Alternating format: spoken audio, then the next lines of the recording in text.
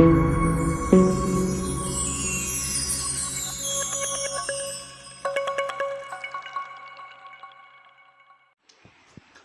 বাজে দেখুন, এখন বাজে হচ্ছে 2:45। আর এই যে দেখছেন আমাকে, আমি হচ্ছে এখন শাড়ি টাড়ি পরে নিয়েছি, নিয়ে গিন্নি ঠাকুরন সেজে নিয়েছি।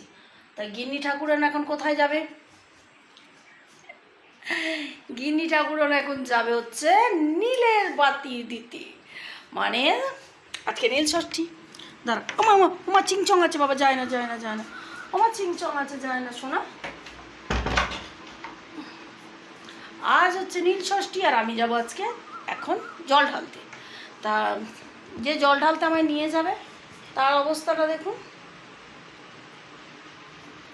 এখনও সে ভাত খায়নি, বুঝেছেন? সে আমাকে বাজার টাজার করে ঠরে দিয়ে বাতাসার জল খেয়ে ঘুমিয়ে পড়েছে। এখন আমি যাব হচ্ছে শিবের মাথায় জল ঢালতে। কোন মন্দিরে যাব আমার কোনো ফিক্সড নেই, কারণ আমি আগে যখন ভাড়ায় থাকতাম, যখন ভাড়া বাড়িতে থাকতাম, তখন আমার ফিক্সড থাকতো যে এই মন্দিরে নীলের বাতি, ওই মন্দিরে ছেলের পুজো, ওই মন্দিরে এরকম এরকম, বুঝেছেন? কিন্তু এখানে কোনো ফিক্সড নেই। এখানে আমি যা পথে পাই, যে মন্দিরই পাই আমি সেখানেই দিয়ে দিই। তা কোথাও আপাতত না পেলে বাপের বাড়ির ওখানে দিয়ে দেবো, কারণ আমি এখন বাপের বাড়িতেই যাব।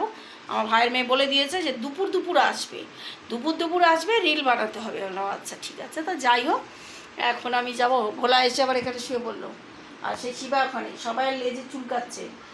তা যাই হোক, এখন বেশি কিন্তু আমি ওই একটা মানে চুগড়ির মধ্যে সব কিছু নিয়ে নিয়েছি, ঘটিতে জল ফল যা যা দেওয়ার সব দিয়ে নিয়েছি, সব কিছু মেশাইনি, মেশাবো ওখানে গিয়ে। এখানে ছলকাতে যাবে, জামা কাপড় নষ্ট হবে, তাই জন্য ওখানে গিয়ে সব মেশাবো। তাহলে চলুন, যদি পারি শেয়ার করবো মন্দিরটা।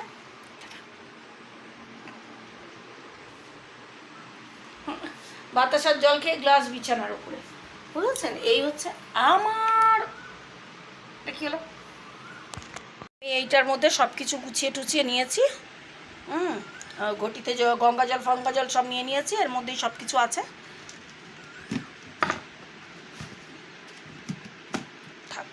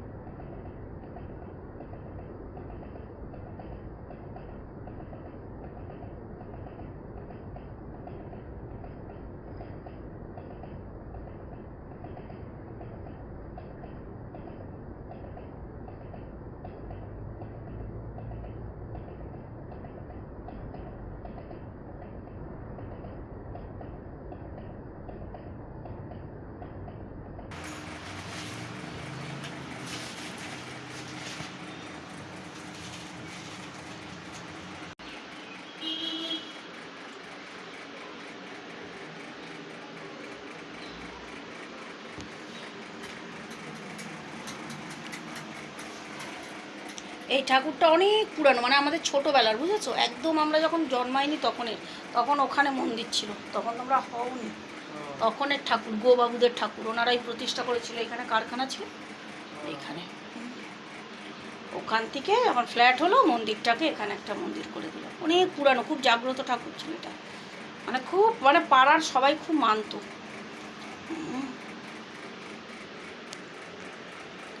চলো।